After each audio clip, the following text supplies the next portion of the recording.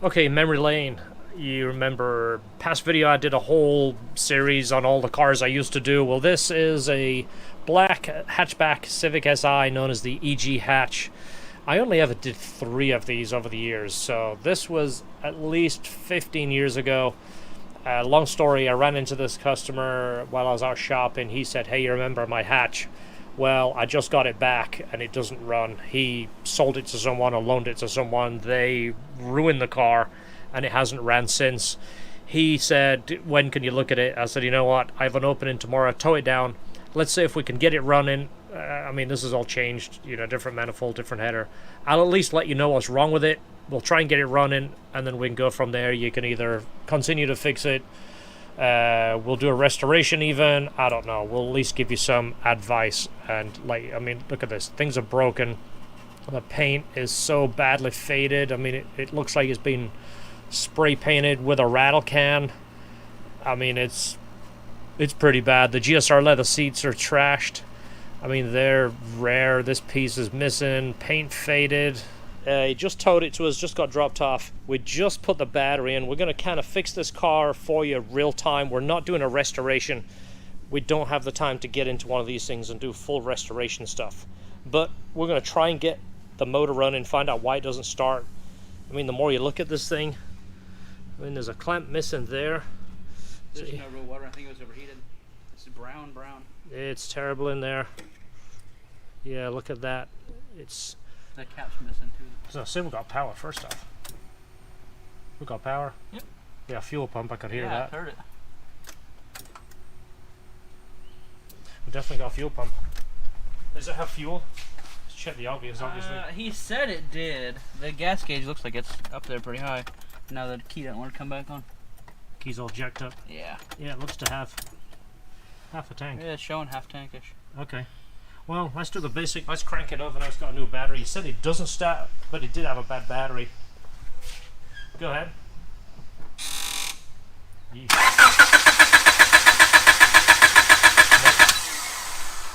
Nope. So it doesn't sound like there's no compression, so it doesn't make that funky starter sound. Let's. I can smell fuel. So this is hooked up. I mean, look at this wire in here. I mean, everything's unplugged and botched up. Well, I think someone was trying to put an alarm in it, so. Yeah, but why did you tap into this stuff? Why did you pull these connectors off? Maybe they were tapping into this to put a jet chip in it. Well, they do work. Yeah, you make it fast. This is a distributor. It says an OBD1 distributor, but it's been... It almost like it could be a 2. It's got a flat plug down there. Yeah, it's hard to tell. Those wires don't feel any thicker than the others, so maybe somebody's converted an OBD2 to an OBD1 distributor. Let's see if we got a spark. Now this is something I can't do because I'm holding the camera, but stick your finger up there, George. One hand on there, one on the finger. Yeah, my brother did that to me when I was about 6 years old. Yeah, quick way to find out the motorcycle did actually have spark. So if you either pull the plug out or get yourself a spare plug, put it on here and put it to ground. Spare plug. Alright, so what we're going to do, here's a trick for you. Don't have any of your body touching the car. It will find a way to you. Make sure your body is away. Hold this. Hold it on a ground source and see if you get a flash. See if I can get it to push on there. Alright, go. Now we've got no spark. So, do we have another distributor, a used distributor? We got a new one, I'm sure, but I don't know if we ever used one anymore. Let's just replace that. That's probably it, because I smell fuel really strong. These wires are probably jacked up, but they're all there, so they should work. But Have a date code on them or anything? I don't think these NGKs do. No. That's not Bruce. It's not Bruce? No, he must be on vacation Oh, again. let's just ignore him. Let's just shoo him off. Yeah. When he asks you a question, just shake your head. Alright, brand new distributor. Now you could spend your time taking this apart and ohm out this and ohm out that. There is a procedure in the book to check the igniter and check the coil and all that kind of thing. But typically, I see these go bad all the time, so we have a new distributor. Let's just put the whole thing on and we'll know right away. Now the fuel doesn't smell particularly good, but it should at least start on it, and then we'll know which way we're going. But like I say, this thing looks pretty bad. This is missing. It's kind of brown down the transmission. If it's been overheated, turn right here. Once you get that lined up, give it a wobble, and it should go in for you. Make sure it touches all the way around. Don't start it. Don't put a bolt in there and start cranking it down. I know a friend that did that, and he ended up calling me, and it broke that piece off, and I fixed it in his driveway. I'm not going to say his name because he's watching, but yeah, make sure that is flush before you start cranking it. Are you sure Jim's watching? No, it's not Jim. It definitely wasn't. It wasn't Jim. So we're going to kind of ballpark this in the middle. Until it runs, we can't really get accurate timing. That's not a big concern right now. We're just kind of filling in the easy stuff. We'll put the sucker together, plug this in, hit the key.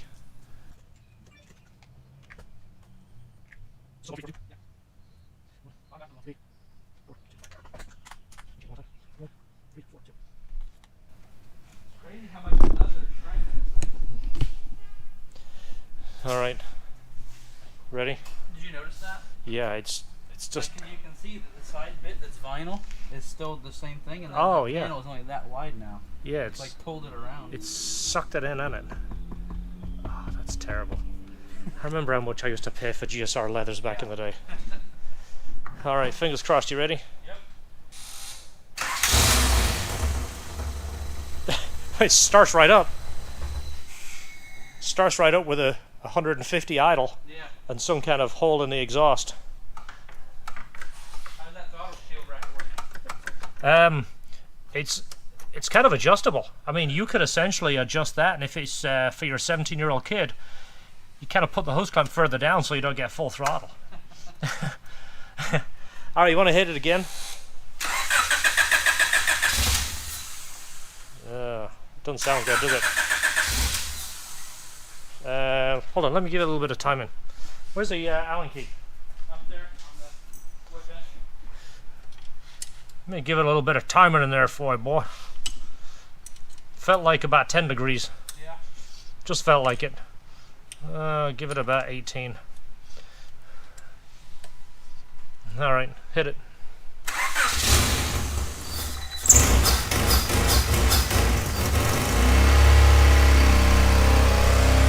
That sounds awful.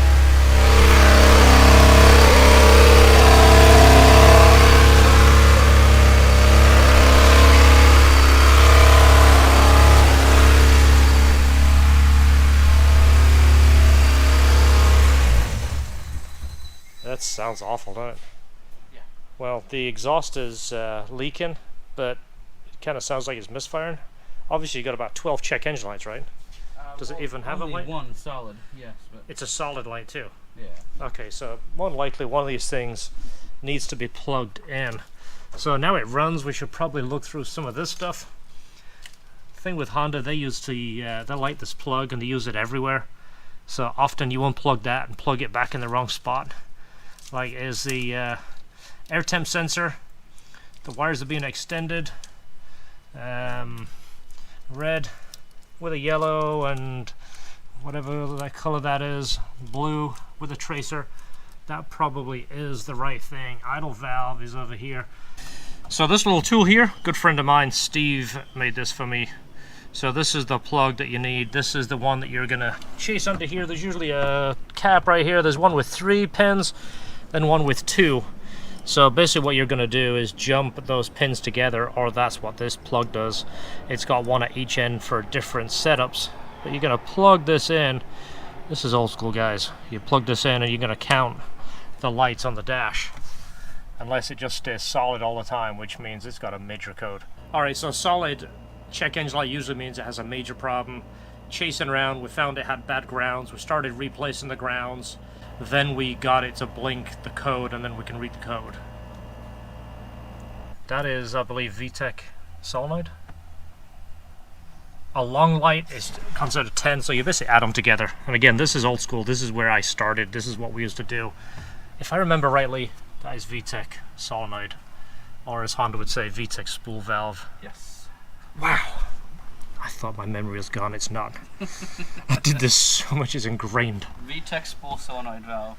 Yeah. Green sensor that unscrews or something internal bad. And 22 is VTEC pressure, I believe. We used to have a t-shirt that had all the codes on the back. Yeah, I wore mine out. You never looked at the back though, did you? A couple times. So this is VTEC solenoid right here. This is the plug. It's plugged in. These don't fail, so every time Honda tells you to start taking that thing apart and ohming it out, it's very rarely the problem. This is a factory VTEC car, so this probably is in the right spot. And it does have a P72 in it, so. Yeah. Okay, so first thing we're going to do is run this into the car and ohm it out. Like I said, these don't go bad. Every time you chase this, it's never it. Even though it's got bolts here, which are super, super sweet. I think someone just glued those over. Yeah, they are sweet though. Yeah. That's definitely something I'm not going to look into. So, okay, ohm meter. Let's ohm that out. If I remember rightly, it's an A8. You think I'm close? Probably. Let's get the Honda book. There it is. These are your codes. This is what it's going to flash. Look how simple they are. 0 through 43. Remember when it used to be this easy, George? Yeah. Variable valve timing and valve with electronic control solenoid. 636. If you go to 636, it'll probably even tell you where the terminal is. That's what I was kind of thinking. So 626. 637. So is the next page.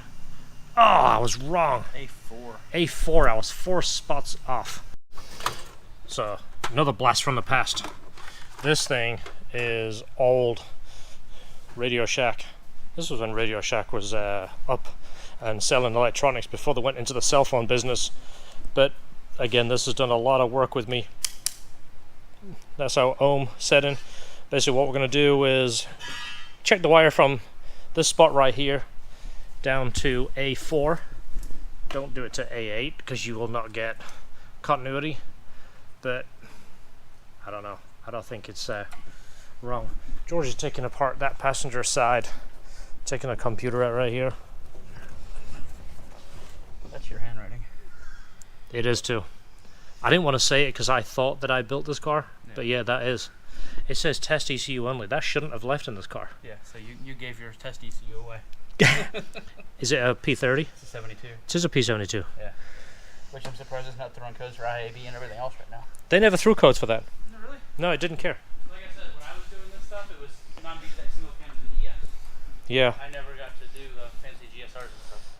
IABs, it didn't care. We used to unplug those and put the Skunk 2 manifold, or here's a blast from the past. When the Integra Type R came out in 97, I bought one of those manifolds from Acura, cut, modified the flange, made it fit a GSR head. I think that was before anybody was doing this stuff. I wanted that manifold better than the one that sloped. That was before Skunk 2 and anybody was building those. So I knew how to cut and weld, and I knew how to make things fit, so that's what I did. So let's start ohming.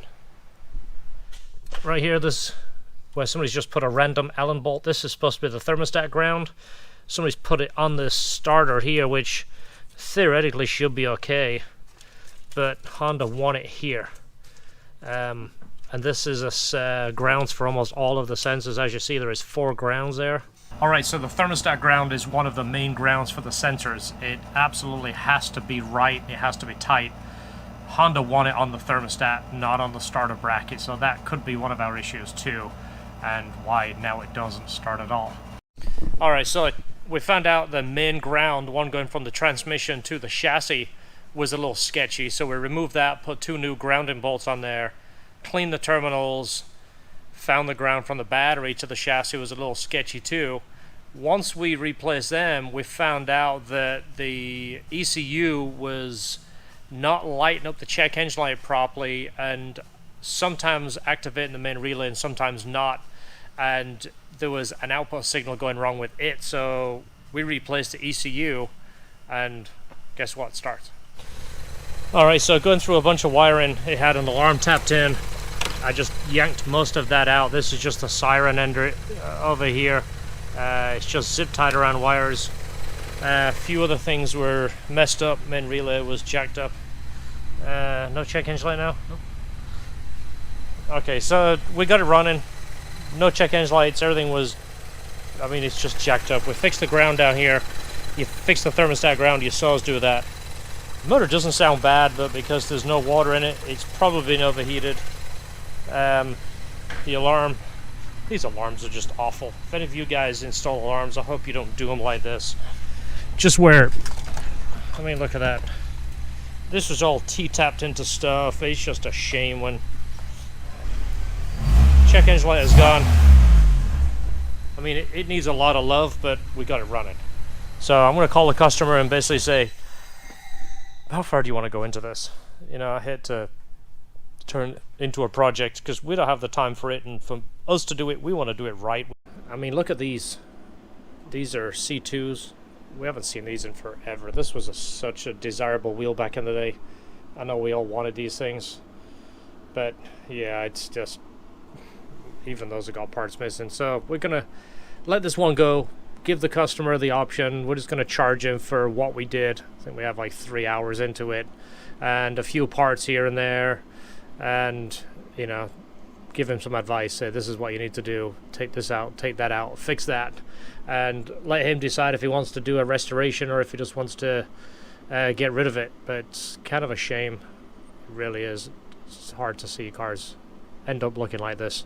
Anyway, thanks for watching. See you in the next video. Hopefully you enjoyed this. If you did, give it a thumbs up, hit the subscribe, and we'll see you on the next video. Thanks, guys.